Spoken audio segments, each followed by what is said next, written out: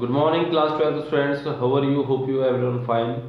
Students, as you know that we are just working with the chapter 13, table creation and manipulations command. Okay. So now table creation and data manipulations commands. We are reaching on the destinations. Viewing a table structures. कैसे किसी भी table का structures को view किया जाए कि उसमें किस तरह के डेटा टाइप्स आपने इन्वॉल्व कर रखे हैं. For these methods we can use the describe commands. Okay, either we write des, okay, DESC. Okay, so if your table is already existed and created in the MySQL and you want to just see the structure of that, then you use this syntax. Through this syntax you will be able to see all the contents, all the type of contents, data types with related to your columns. Okay, now you can, when you are just using with that, then what happened, you can see it.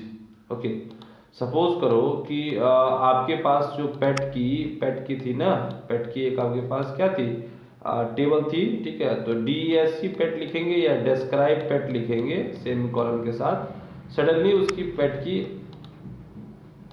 Structure आ जाएगा. देखिए ये आ गया structure उसका. अब आप यहाँ से समझ सकते हैं कि अगर फील्ड नेम कॉलम हेडिंग है तो इसमें वर्कर कैरेक्टर होगा. ठीक है, अगर इसमें क्या है, ऑनर है तो ये भी वर्कर कैरेक्टर है, स्पेसीज है तो इस पर भी है, सेक्स है तो इस पर भी है, बर्थ है तो इस पर भी है, डेथ है तो ये भी, मतलब डेटा टाइप्स आपके दिए गए हैं क्लियरली. ठीक है, नॉट नल है, यस डिफॉल्ट नहीं है, इसमें जो चीज़ें हैं वो साफ बता दी गई, कोई इसमें प्राइमरी की नहीं है, कोई फॉरेन की नहीं है, और कोई एक्स्ट्रा चीज़ नहीं है. ठीक है, तो इस तरह से आप किसी भी एक टेबल का डेटा स्ट्रक्चर देख सकते हैं. तो MySQL में डेटा स्ट्रक्चर को देखने के लिए हम क्या यूज़ करते हैं, DESC dash and than equal button के बाद क्या लिखेंगे, आपकी टेबल का नेम एंड देन आफ्टर, ठीक है, DESC table name and then semicolon. Automatically your structures will be shown the screen.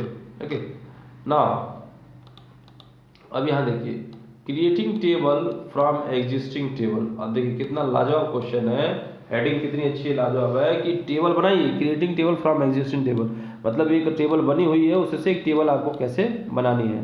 Just see that you can, okay, you can define a table and put data into it. You can define a table and put data into it without going through the usual data definition.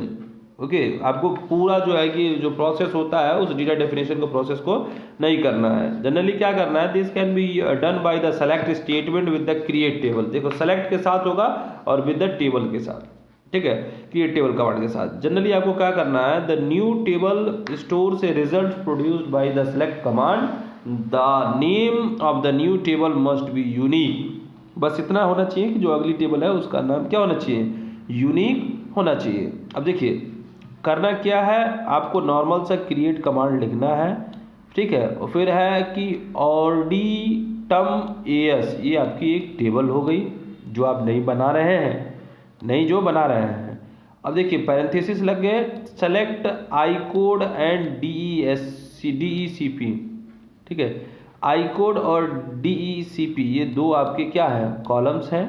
ठीक है, from items मतलब item की एक table है उससे, where ये जो rules आपका है फॉलोअप रहेगा, फिर उसके बाद से क्लोज करा दीजिए. ठीक है, तो ऑटोमेटिकली वो आपकी टेबल क्रिएट हो जाएगी along with the two things. अब देखिए आप इसको चेक भी कर सकते हैं, और डी आइटम में आप जैसे इसको प्रिंट कराएंगे ID कोड और डिस्क्रिप्स मिल जाएगा. ठीक है, सो इस तरह से आप इस चीज़ों को क्रिएट कर लेंगे. अब आता है changing data with the DML. अभी तक तो आपने DDL सीखा, कैसे डेटा को डिफाइन किया जाएगा. अब DML को कुछ सीखिए, डेटा मैनिपुलेशन कमांड्स. ठीक है, as you know that DML is data manipulation language. Okay, division of SQL. It is dedicated to manipulating data is one way और another. This section is going to talk about various DML commands that are used to changing data in table of these command insert into command is used to entering data in the table. Students, now सबसे पहला तो हमें करना क्या है, ठीक है, manipulation में इंसर्ट करना सीखना है। अभी तक हमने सीखा नहीं कि कैसे एक रिकॉर्ड को भरना है, ठीक है। तो इंसर्ट डेटा इनटू टेबल, कैसे आप अपने टेबल में किसी डेटा को भरेंगे। So as you know that values are based in the removed from the attributes of a relation with their DML commands, ठीक है। The meaning is that value are placed in and removed from the attribute in a relation with the three DML commands, ठीक है। किस किस commands के द्वारा आप किसी भी वैल्यू को प्लेस कर सकते हैं, रिमूव कर सकते हैं, ठीक है, तो उस रिलेट कर सकते हैं। तो आइए देखिए कैसे करेंगे। इंसर्ट से आप किसी वैल्यू को प्लेस करेंगे, डिलीट से आप किसी भी वैल्यू को रिमूव करेंगे। इंसर्ट से प्लेस करेंगे, insert is placed, delete is removed and update is used to make the relation, okay। तो इस तरह से करेंगे आप। so there are all referred in the SQL update commands in the generic sense. In order to text lowercase update, we will indicate these commands generally and uppercase for the keyword, okay। ध्यान रखना इस चीज को। अब generally क्या है कि update जो है कैपिटल लेटर्स में एक कीवर्ड होता है और लोअर केस में अपडेट इस कमांड्स को इंडिकेट करता है, तो इस चीज को थोड़ा सा ध्यान रखना, ओके। नाउ अब क्या है, इंसर्ट इनटू कमांड। ये देखिए इंसर्ट कराना था ना, तो अब इंसर्ट कराने के लिए हमें कौन सा कमांड याद रखना है, insert into command. The rows tuples are added to relation using insert command of SQL in the simplest form. Insert takes the following syntax. Insert में जो syntax होता है वो इस तरह का होता है। Insert into, ये पहला आपका कमांड है। फिर टेबल का नेम जो होना चाहिए, जो टेबल की नेम है, एंड देन आपका जो है कि कॉलम होना चाहिए, किस कॉलम में आप डेटा फिल करना चाहते हैं, एंड देन वैल्यूज लिखकर, और जो भी वैल्यू पुट करना चाहते हैं, जितने कॉलम उतनी वैल्यू पुट कर दीजिए, ठीक है। Then for example to enter row into employee table and define earlier you could use to the following. अब मान लीजिए एम्प्लॉय आपने एक टेबल बना रखा है, क्या, employee is a table and you want to insert the data, so insert into employees. Employees में डेटा भरिए, कौन सी, मान लीजिए ये हो गया, ये हो गया, ये हो गया, ये हो गया, ये हो गया। अब इसमें आपने क्या नहीं दिखाया, आपने टेबल का कॉलम नहीं दिखाया, but by default column understood है। जब इसने पूरे रिकॉर्ड भर दिए तो उसमें पूरे रिकॉर्ड में डेटा जाएगा। या आप इस तरह से भी लिख सकते थे, इंसर्ट इनटू के बाद से आप अपना ये लिख दीजिए पूरा का पूरा table name, employee code comma E name sex grade and progress. अब देखिए एम्प्लॉय कोड ये हो गया, नेम ये हो गया, सेक्स इनकी मेल हो गई, ग्रेड इनका E4 हो गया और ग्रॉस इनका ये हो गया, ठीक है। इस तरह से इंसर्ट इनटू के द्वारा रिकॉर्ड में डेटा एंट्री की जाती है, ठीक है। और धीरे धीरे करके आप पूरे के पूरे रिकॉर्ड को फिलअप करा देंगे, ठीक है।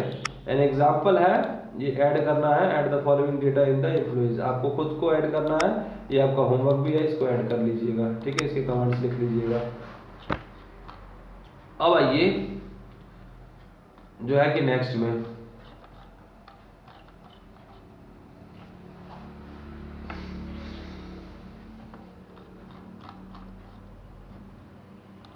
इंसर्टिंग नल वैल्यूज, कैसे नल वैल्यूज को इंसर्ट कराया जाता है। To insert a null values a specified column you can null without the quotes of null, ठीक है। यानी without quotes of null will the inserted in that column consider the following statement, ठीक है। अब generally क्या है कि आपने ये नल भरा है लेकिन इसमें आपने कोट्स नहीं लगाया है, जैसे इसमें कोट्स लगाया, इसमें कोट्स लगाया है, इसमें भी कोट्स नहीं लगाया, ये भी कोट्स लगाया है आपने, ठीक है। तो ये क्या है, ये अंडरस्टूड हो गया बाय डिफॉल्ट कि ये क्या है, ये जो आपका it is directly understood by that system, okay. So inserting date, ये देख लीजिएगा आप, बहुत इजी है इंसर्ट डेट कराना। बस केवल आप अपना हेडिंग चुन लीजिए, सेलेक्ट फ्रॉम बेंच कर लीजिए, नहीं यहाँ पर है इंसर्टिंग डेट, ठीक है, तो हो जाएगा।